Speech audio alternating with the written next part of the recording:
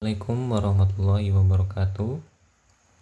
Perkenalkan, nama saya Nur Hidayat dari kelas IF 18F dengan NIM 18416255201147.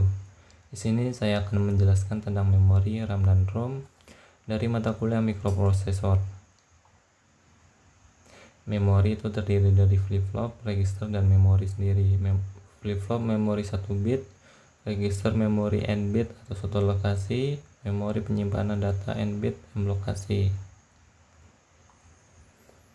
Yang perlu diingat yaitu ROM, PROM, EPROM, dan EEPROM. Sedangkan RAM statik dan dinamik. Berikutnya RAM read only memory.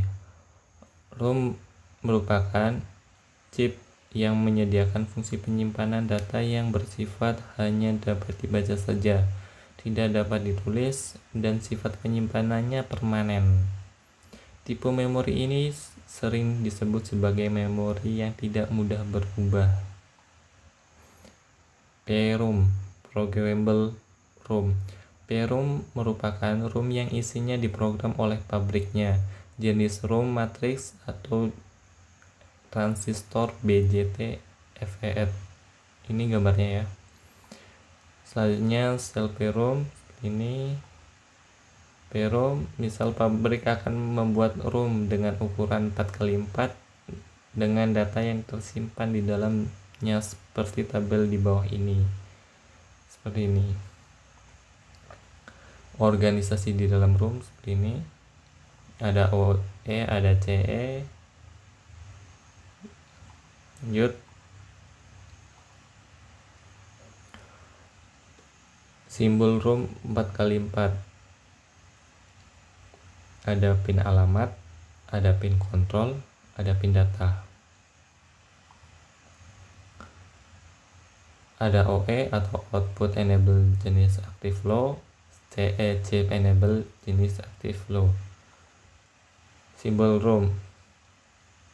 Jadi ada ROM 4x8 bit jadi 4 bit, ROM 128 bit jadi 256 bit, ROM 1 KB, ROM 4 KB, ROM 16 KB, ROM 64 KB.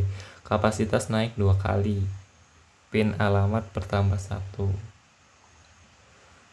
EPROM atau Erasable ROM. EPROM adalah ROM yang dapat dihapus dan program isinya oleh pengguna.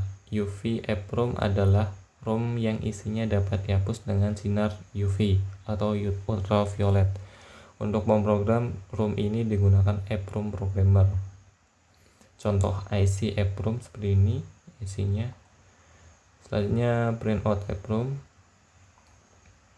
Kapasitas EPROM dari yang terkecil yaitu 2 KB dan yang tertinggi adalah 64 KB.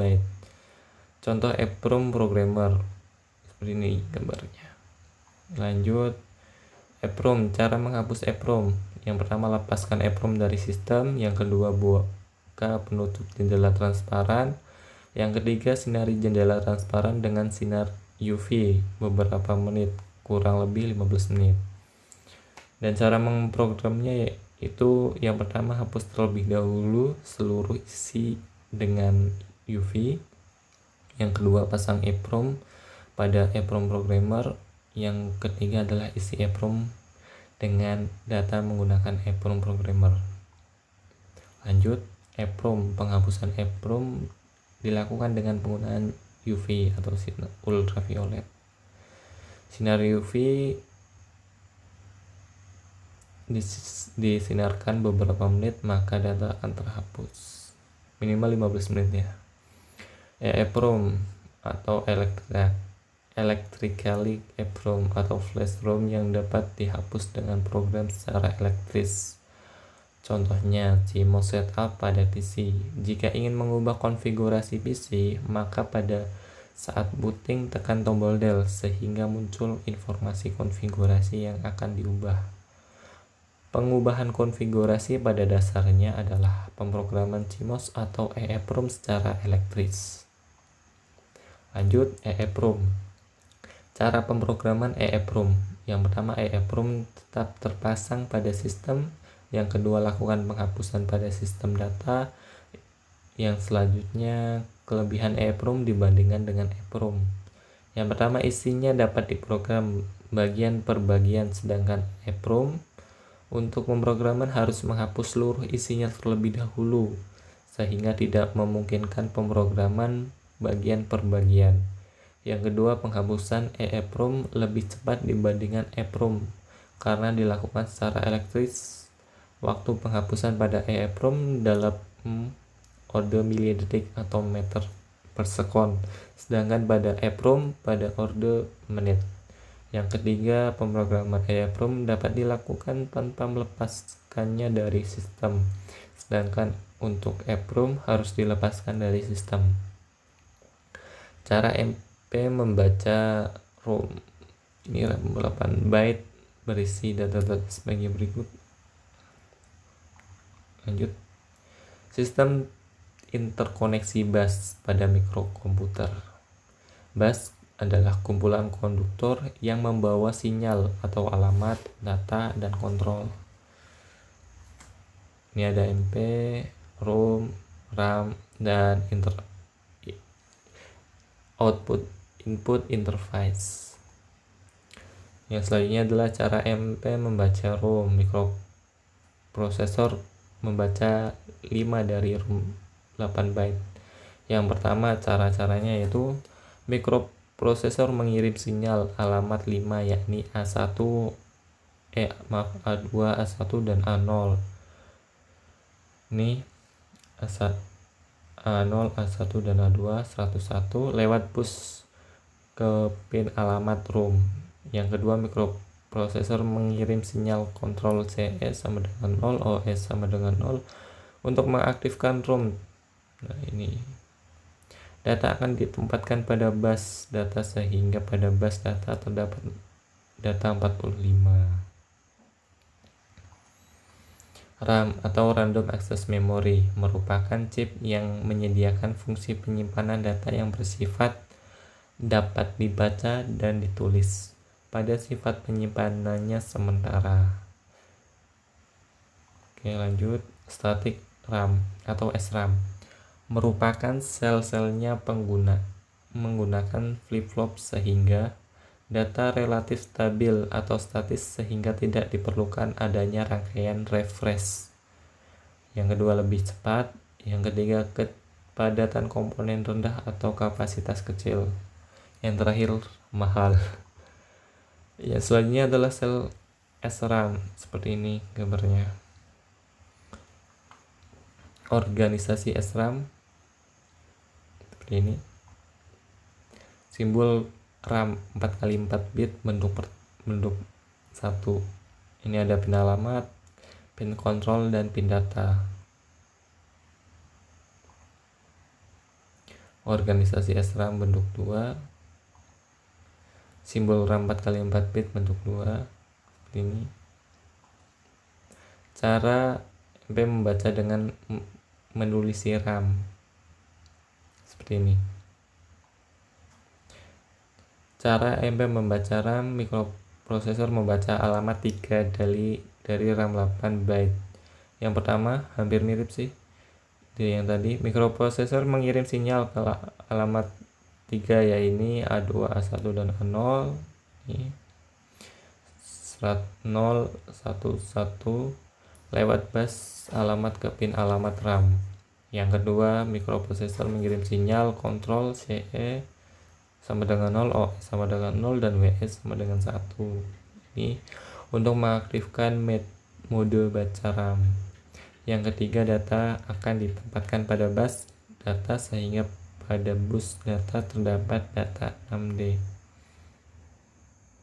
Lanjut. Cara MP menulis RAM.